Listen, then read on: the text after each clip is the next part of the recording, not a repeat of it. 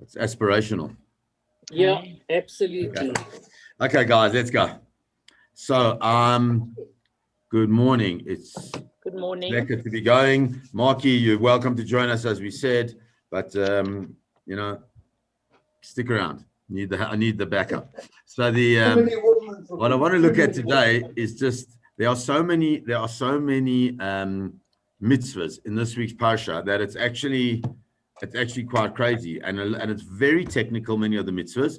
So what I'd like to do is to really try and look at one specifically, and hopefully from that we'll be able to learn something. There's so many lessons, there's so many things, and let's see what we can get out of it. So the one that I was looking at, and as I said, there's so many. So as I was looking through different things, I came up to this one, which is in Shmot Chaf Bet. So it's chapter 22, verse 17. And in there is this very simple three word pasuk that says "Mechashefa lo techaye." Now you all know what a mechashefa is. I can tell you the most terrible story that happened. So Natalie was. Chapter 22. Oops, sorry, 1 second. 17. Sorry, I'm just. So Natalie is at university and she's in this class, and this black girl comes up to her and says to her, I see that you're Jewish. So she says yes. She says to her, well, I just can I ask you a question? She says to her, sure. She says, well, what is a machashaifa? So she says to her, now obviously that's like, where would this young woman know what a machashaifa is? So she says to her, well, why are you asking me? She says, I just I've often wondered about it, but my mother is a domestic worker at a certain family. I'm not sure where it is now, but she's at a domestic amongst a Jewish family, and they always call her mother the machashaifa. So she wanted to know what it is. Is that not the most terrible thing? So what is a machashaifa? A machashaifa, we translate on the simplest level that a machashaifa is a witch. That's how we translate it. From the word kishuf, which means like magic. So let's understand what this means, because what is the issue that is so bad that about a machashaifa that lo techayeh means you're not allowed to let her live, which really means that we're going to have to kill her. As the Rashi says, machashaifa lo techayeh ela yumat b'beis a machashaifa. And he says, whether it's a male or a female, but rather it's coming to tell us thing that most of the time happens, that most of the time it's the women witches more than we would call them wizards, right? The male. So what is happening is that the Torah is saying that involvement in whatever kishuf is, which is what we have to really understand, is the penalty for that is death. So let's try to understand, what is this kishuf? What is this whole business? So comes along the Rav Shimshon Felhirsch. Let's look at he says the following, that what kishuf means, like magic as we call them. He says the following, that the word machashaifa is similar to the word yeshev and keshev and kazev. They're all different words. Keshev means, keshev is connection to one thing, and kezev is a connection to another thing, and they're all these different words that seem to be connected. And what he says is that a machashev is a person, is a mavakesh leyashev elakashev et kochot hateva. That the person, that the machashev that tries to do what? Take different powers within nature and blend them together and make them into something that they weren't originally supposed to be. And because of that, because they're blending into something new, so therefore that is going against the very essence of what HaKadosh Baruch Hu wanted in the world. And because it's going against the essence of what HaKadosh Baruch Hu wants in the world, therefore they are deserving of death. Comes along the Rabbeinu Bachaya, And the Rabbeinu Bachaya gives a little bit more detail as to how these things work. So the Rabbeinu Bachaya actually comes before chronologically before Rav Shimshon of Hirsch, but Hirsch is an important foundation. Comes along Rabbeinu Bachaya and he says the following: Inyan Kishuf. What is Kishuf? What does magic mean? Is the chibur of dvarim chalukim ze mizeh, as similar to Rav Shimshon of Hirsch, is the bringing together of different things. V'chasher yechaber otam advarim lemata ze im ze. And when you take these things and you connect them together in this world, ken yitchabru v'yitarvu akochot asher lamayla ze im ze. When you take these disparate and different things in our world and you connect them together, we understand that everything in this world exists with a parallel spiritual world. So the minute you take something which is not supposed to be connected to something else, you also connect these spiritual forces. The Teitzei mibeineim pu'ula nifla'a nochrit. And out of them comes this incredible power that is strange and that is foreign. And that, he says, is similar to the issue of kilayim. You all heard of shatnas. Shatnas, you're not allowed to mix wool and linen. Kilayim is in the fields, there's certain plants that you're not allowed to mix with one another. And that, he says, v'isur kilayim notela ze katzat. Huma arvev hakochot lamala asher ha'pirud v'arichuk ra'ui bahem v'achibro bahem mazik ma'od. What's the whole point of kilayim? Is that you've got different seeds and grasses and different produce that need to be separated from each other, because when you bring them together on a spiritual level, we may not see the physical issue that comes when you put these things together, but on a spiritual level, they really require to be separated. And when they come together, the togetherness creates great damage in a world that we possibly do not even understand. And he says, and that really is, if you remember, at the end of Parashat Bereshit, the Sefer Bereshit, where and going into specifically Shmot, where we spoke about Moshe and all the Makot, what we spoke about were the Chartumei Mitzrayim, these magicians of Mitzrayim. So what did they do? So says the Rabbeinu Bachaya, the magicians of Mitzrayim, Ikar Chochmatam haya inyan hakishuf, the essence of their chokhmah was kishuf, this magic. They did incredible things in the natural world using this magic that they called it. And the problem with that, and this is where he says is such an important. Sorry, I just want to. The problem with that is that when you start playing around with kishuf, when you start playing around with what we would call magic, is what is it when they start breaking down the fabric of HaKadosh Baruch Hu's world, so to speak, is that when we take things here in this world and we blend them together with other things that are the hefech hakochot, that they have complete opposite strengths, then what happens in that is that it damages, so to speak, the pamalya shalmaila, the upper reaches, because there's all havoc going on there. Adam. This is just beautiful, and it's appropriate for a person. Haolam shitnahek minago. You know, the whole thing is that we're supposed to leave the world to run according to the way it's supposed to run, by the way Hashem put it into place, and according to its natural way. Apashut shuratzon baroit barach.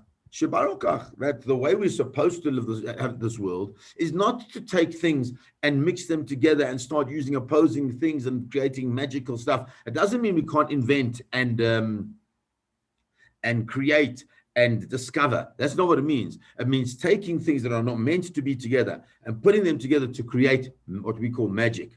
When you do that, it's going against the will of HaKadosh Baruch Hu, and therefore, because it's going against the will of HaKadosh Baruch Hu, it impacts on the fabric of the world in a very profound way.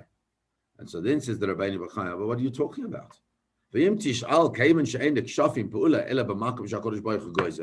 Says, how can you say that they're doing something against the will of HaKadosh Baruch Hu?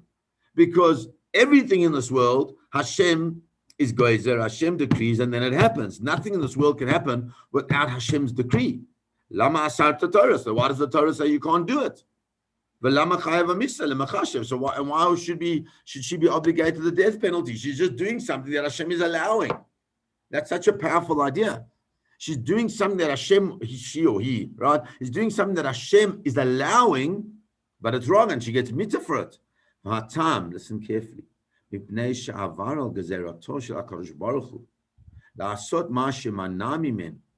says, because when a person goes against the will of Hashem to do things that he shouldn't be doing, it's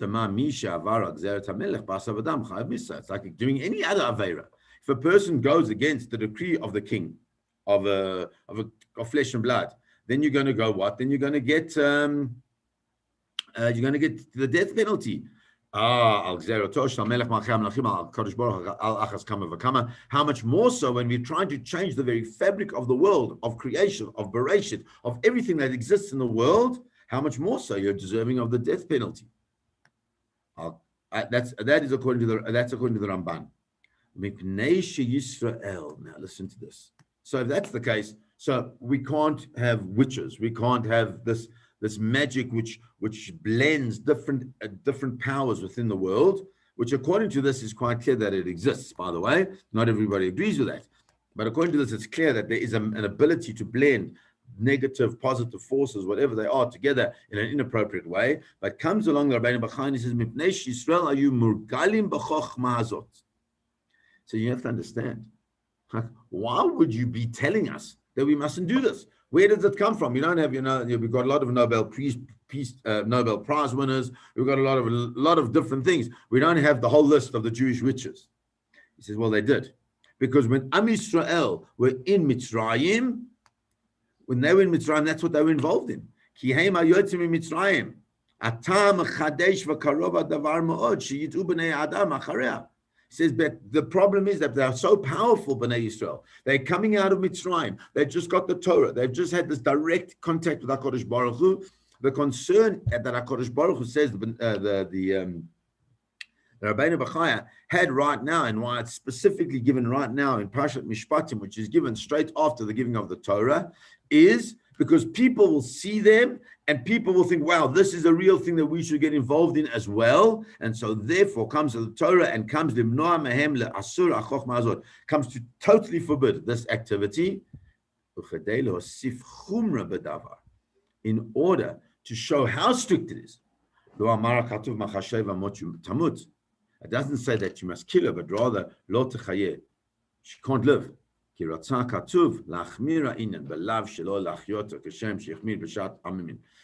because why? Because the Torah wants to make it really strict, really understand that we understand that the negative impact of delving into these worlds that are not really understandable, right? The negative impact in that is so huge, and therefore the Torah says that we may not under any circumstances allow such a person to exist and to continue within our society.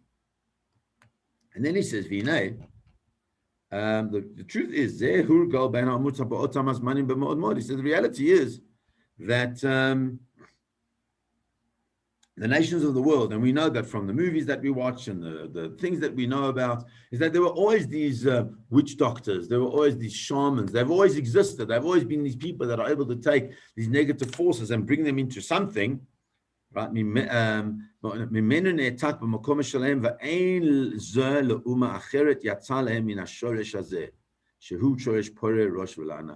that you must understand that no other nation has this prohibition. It's only us who have this prohibition, because it goes to the very essence of who we are as a people, that we're supposed to be relying on HaKadosh Baruch Hu. We're supposed to be relying on the world in which HaKadosh Baruch Hu has built for us. And when we get involved in these kind of things, then we show a certain disdain on this world. So comes along the Gemara in Sanhedrin and also asks the question, so what is a witch? Is a witch like the Machashef? Is that like David Copperfield, or these guys that you see on Britain's Got Talent, or all these kind of things? What does it mean, a Machashef? So comes along the Gemara in Sanhedrin, and the Gemara Sanhedrin says, what is the machashev? The machashev is zeh ha'oise ma'aseh. We're talking about a person, is somebody who does something that completely changes the world. But not somebody who through like what's it called, swift of hand or the sleight of hand, that they're able to do things that that they deceive you with your eyes, but which is what that where it's near libnei adam she'oise ein oise mamish, that it looks like you're doing something, you're not really doing it. It looks like you're doing it. Those things you don't have to worry. That's not a machashefa. So David Copperfield is safe. He's not going to get clapped. But what is going to get clapped is the taking of the real powers in the world and using them for to create something that is not really what HaKadosh Baruch Hu wanted. And then the Torah carries on and throws in the strange halacha. Kol shochevim bahima mochumat. Whoever has some type of relations with an animal, mochumat, they will also die. So everybody's trying to understand, like, what on earth does that have to do with anything that we're speaking about at this time? And the Netziv says it's very simple. The Netziv says, Samach inyan lemachashefa. Why is this issue of bestiality coming next to the machashefa? Shaharbas bahema musgel the kishuf. Because it comes together with this magic. How do we know that? And he introduces us to a character that we have not yet met, but we're going to meet him. Como Bilam shayarochev al otono kiyadua b'midrash. Like Bilam, who used to ride his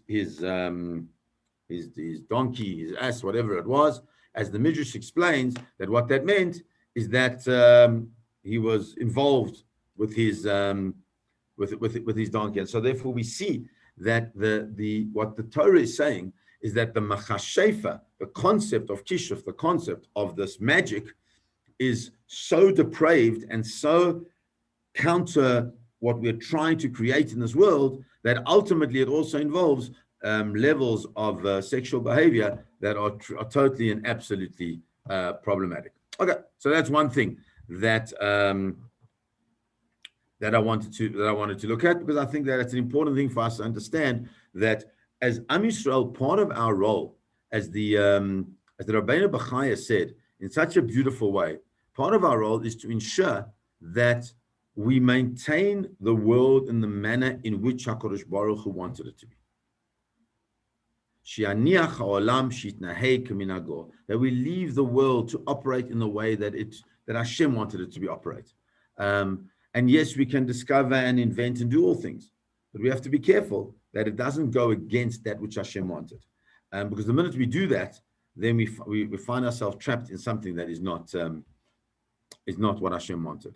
Comes along the Torah and tells us a new halacha, and it's a halacha that also the halachas of Mishpatim are all about creating a civil society, which the different Mefarshim explain, and the Maharal says part of the society that we're trying to create is that we're trying to create a society which the focus is shalom. The focus is, and shalom doesn't mean peace. Shalom means harmony. It means living together, understanding difference. It doesn't mean that everybody's the same. And in this milieu, we've got this problem of the machashefa, because she destroys the fabric of everything that is supposed to be created. Comes along the Torah and says a new thing. V'ger lo toneh, v'lo tachaltzenu. That you're not allowed to do onah. You're not allowed to be nasty, let's say, to a ger. We have to understand what that means. A ger, a convert. V'lo tachaltzenu. And you're not allowed to put lachatz on a ger. You're not allowed to put like pressure on such a person. Why? Ki gerim hayitim be'eretz Mitzrayim. Because we were gerim, we were strangers in Eretz Mitzrayim. So the reason why we can't do something is not because it's not appropriate, but rather the reason is because we were gerim. So Rashi says here, what does it mean, lo toneh? What does it mean you mustn't be nasty? So he says, number one, onas devarim. He says the most we have such a power in our words that when we say things to people, they can really, really hurt. Sticks and stones may break my bones, words may never harm me is the greatest lie of all time. More people are probably hurt deeper, in a real deep way, from the words that are said to them and the manner in which it's said to them, rather than from the sticks and stones. And that's what it's saying, that be careful in the way that we deal with Gerim, because they're very, very sensitive. Why they're very sensitive? Because could you imagine? I was reading a story of one of the Gedolei Yisrael. I think it was the Bluzhever Rebbe, where he was talking about Gerim, and he expressed to his chevra, I mean, that we need to understand, when a person becomes a ger, we have it in our society in a much less way because we're not so strict. But Ikar Adin, from the strict halachic approach, when a person becomes a ger, their father is no longer considered to be their father, mother, brothers and sisters. They've got nobody. They're totally 100% on a spiritual level in some way alone. And we have to bring them in. But that bringing in, when you're alone, you're always feeling vulnerable to a certain degree. So any words that would say that probably would not do to hurt anybody else could easily hurt a person who has come in from a different world into our world because of their relationship and their desire to connect to HaKadosh Baruch Hu. So we have to be careful. And we have to be careful. This is Rashi, you have to be careful not to steal their money. But you have to be careful not to steal anybody's money. We have to be careful, even more so, that we have to be so aware and so sensitive to the even the smallest little matters. Why? Ki geirim hayitim, because we were geirim. What's that got to do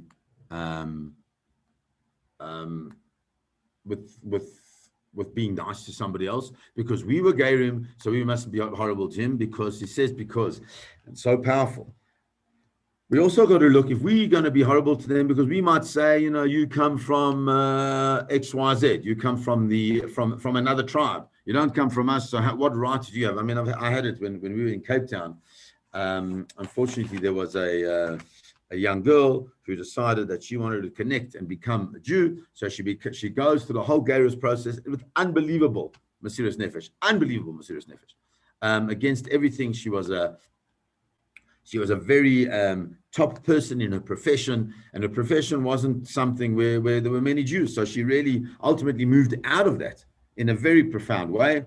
And so she becomes a Gioret, and she's from and idle and lovely and fantastic.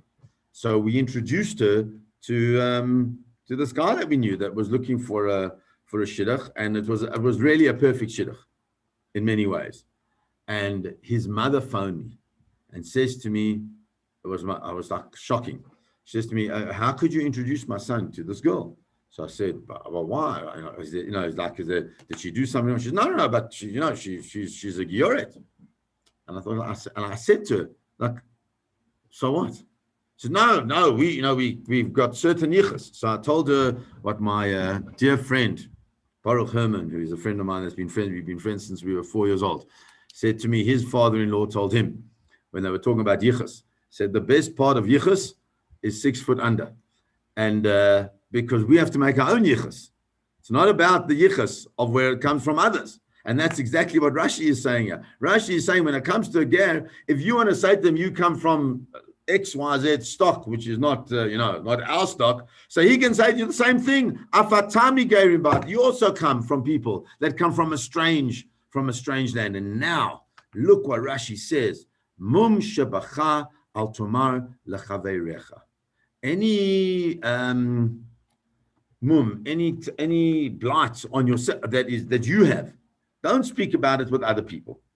And it's such a powerful thing, because it's not only about Gerim. The Torah is not only teaching about Gerim, because if the Torah is only teaching about Gerim, the Torah could have said in other ways. What the Torah is saying, and that's what Rashi is teaching us, that if you have a blemish, very often what we do is that we see those blemishes in others. And when we see those blemishes in others and we start talking about the blemish, we move it away, we kind of project it away from ourselves onto others. And Rashi says to us that what this halacha is teaching us, mum shebacha, a blemish that you have, don't speak about it in other people. And the minute you say that, then you have to say to yourself, hold on a second, can I speak about anybody, about anything? Because, do I also get upset about silly things? Do I also sometimes get angry? Do I also say inappropriate things? Do I also, make mistakes? All the things that, we get upset with other people, do I also sometimes not take that, the kosher world circle sometimes also delay a little bit, so I can't get cross with the other person who's delaying when they're trying to go around, right? Why? Because mum shebacha, we've all got these mumim. All of these blemishes exist in all of us. And Rashi is saying to us that one of the perfect examples is this thing of the ger, because by the ger, we're so quick to say, hold on a second, you don't come from the same stock. The ger says to you, but neither do you. You just got to look back a little bit more.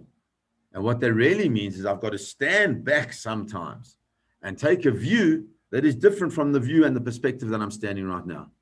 Because I would only say to the ger that he comes from this ger stock if I didn't think that I also come from something. I also come from a place, ultimately, and I mention it every single year. And every year, that's what the Mishnah in Pesachim tells us, that matchil begnut u'masayim b'shvach. We start our Pesach Seder. It's so powerful. We start our Pesach Seder with saying that Avadim Ayunu, we were slaves. We start our Pesach Seder that saying that Oiv the Avodah Zarah, you were saying that initially our forefathers were idol worshippers. We start with saying who we were, because if we don't recognize who we were, we can never see where we've come from. And we can never see what we can achieve. And so too, a person who's decided to come under the wings of HaKadosh Baruch Hu, can you imagine, right, the power and the Mesiras Nefesh that such a person has got in order to now to become unto that. And so that's why Rashi says, when it says ger, what does that mean? Adam Shalom Nolad B'Medina, a person who's not born from in that place where he is now. He came from another place to live there. We all do that. We all move in certain places. Perhaps we become Balei Tshuva. Perhaps we move from one community to another community. In all of these places, our job is not to see the mum, is not to see the blemish, chas v'shalom, but rather to embrace that person that has taken the power, the inner strength to move from one place to another place, embrace them, and give them everything that they can possibly have. And Rav Shimshon Raphael Hirsch says the following.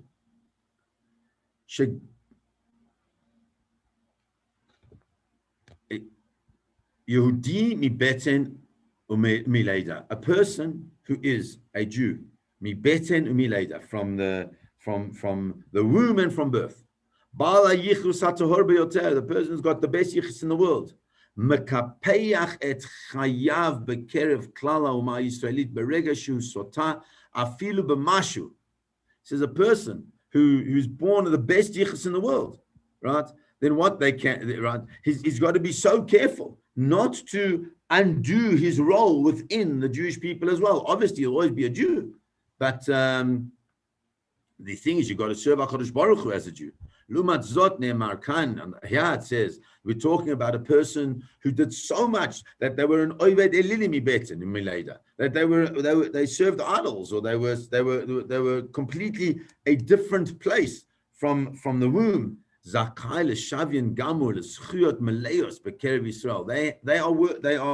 They are merit. So unbelievable merits, right? If they come under the tachat kanfei Ashkina, litztaref leklal Yisrael al yedei kabalato et yesodot hayehudut v'avdot Hashem hayehudut, because they have actively chosen the desire to come and connect to HaKadosh Baruch Hu in that way. And I think sometimes we forget where we are, and now we're up to Purim, and I'd like to just throw in a little bit of an addition in the Purim that coming out of this as well.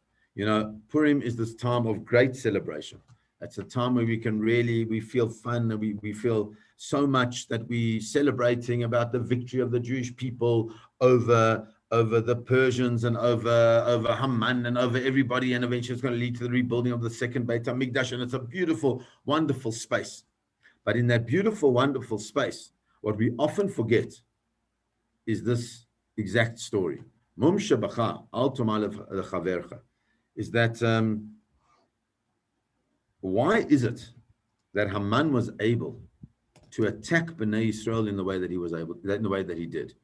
The reason why he was able to attack Bnei Israel in that very profound and very vicious way was for one reason only, and that is because we had thrown off the mantle, the shield, the protection of HaKadosh Baruch Hu by going to the party that they went to, by engaging in the manner in which they engaged. There was only one person in the whole of Shushan that wasn't prepared to bow down to Haman, and he did, and there were hundreds of Jews there. It was a very important city. The Jews were all over there. So there's one person who's not prepared to bow down to Haman. Everybody else attends the party. Everybody else enjoys all of those things. And the reason why we have the whole story of Purim is exactly like the same as Pesach, because what? We weren't behaving properly. You have a saying, we don't always come from the greatest yichus. But what we did do there, and that really is the power, is that because Esther realized that she needed to take the bull by the horns, yes, with the encouragement of Mordechai, but she takes the bull by the horns and she declares a fast. And why does she declare a fast? Because the minute that fast is contrasting to this massive party with everybody had everything and whatever they wanted to eat.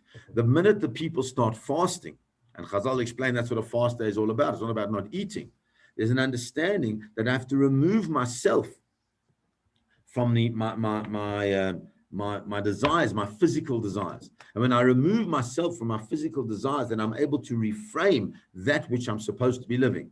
And I'm supposed to be living as a Jew. And that's why the end of the Megillah speaks about Kimu v'Kiblu, that Bnei Yisrael, after the whole story of Purim, right, they re-accepted the Torah. So you might want to say they re-accepted the Torah because Hashem did all these miracles. So yes, that is certainly one understanding. But I'd like to say another way. And I'd like to say that they re-accepted the Torah because they reframed the way they saw their lives. By going through those 3 days of fasting, which Esther decreed, they realized where they had gone wrong. And they realized that they had these mumim, they had these blemishes within themselves that we spoke about, that they needed to fix up. Within our DNA, we have this concept of being a ger, meaning a stranger, meaning someone who doesn't fit into the environment in which we live, unless we make the effort to live in the environment in which we live. And I think that is one of the great lessons that is learned here. We learn by the Machashefa, the one thing that we learned, such an important lesson, and that is that we've got to try, and as much as we are able to maintain the world in the way that HaKadosh Baruch Hu wanted to be maintained. And it's not just being like a tree hugger, right? Being a tree hugger is being a tree hugger because you're worried about the environment. But it's much deeper than that. It's doing it from a Torah perspective, understanding that as we go on our day-to-day activities, what is it that I'm doing to maintain the fabric of the Olam that HaKadosh Baruch Hu created? Number one. Number two, and understanding that part of the maintenance of that fabric is a certain level of humility. Because in the fabric of our DNA is this potential to become Gerim in the same way as we were in Mitzrayim. And it's only through hard work and only through recognizing that I mustn't worry about everybody else's mum, but I must worry about my mum, that I can start working harder to ensure that I, like the Ger that Rav Shimshon Raphael Hirsch told us about, is what? His Kabbalah, Makabel Yesodot HaYahudut V'Avodat Hashem B'HaYahudut, is that he or she took upon themselves to be connected. We're lucky by birth. By birth, we are who we are. But it's not enough. Because if all we're doing is living by birth, then we have lots of mumim. And those lots of mumim are the things that prevent us from connecting properly to one another. Purim really that we're going to come into in a week, it's 2 weeks time. Purim that we're going to come into is really about one thing fundamentally, and that is the unity of Am Yisrael. That's why we give matanot le'evyonim. That's why we give more profoundly mishloach manot ish l're'eyu, a person to their re'ah, to their friend, to create friendships, to create relationships. Why? Because I can recognize on Purim that the mum that I have, I'm not going to speak about it, speak about yours. What I'm going to do is, instead of speaking about your mum, I'm going to give you something that you can benefit from. And what do I give you? I give you food. I give you exactly the thing that you refrained from thousands of years ago when we were at our greatest threat. I give you that food. And in giving you that food, what I say to you is, I recognize that you've done hard work. I've also done hard work. Let's sit down together. Let's eat together. Let's celebrate together. Because Gerim Hayitzim Beret Mitzrayim, we had the potential of being Gerim. Look where we are now. We're engaging in mitzvot. We're engaging in unity. We're engaging in coming together. So please God, that should be our focus that comes out of this whole process of the Parshat Mishpatim, where as I said, the Maharal told us that Mishpatim, the Sanhedrin sat next to the Mizbeach. Why does it sit next to the Mizbeach? The reason why it sat next to the Mizbeach, because the Mizbeach brought shalom between us and Hashem, because we brought korbanot, so it was a good relationship builder. But the Sanhedrin brings shalom between people.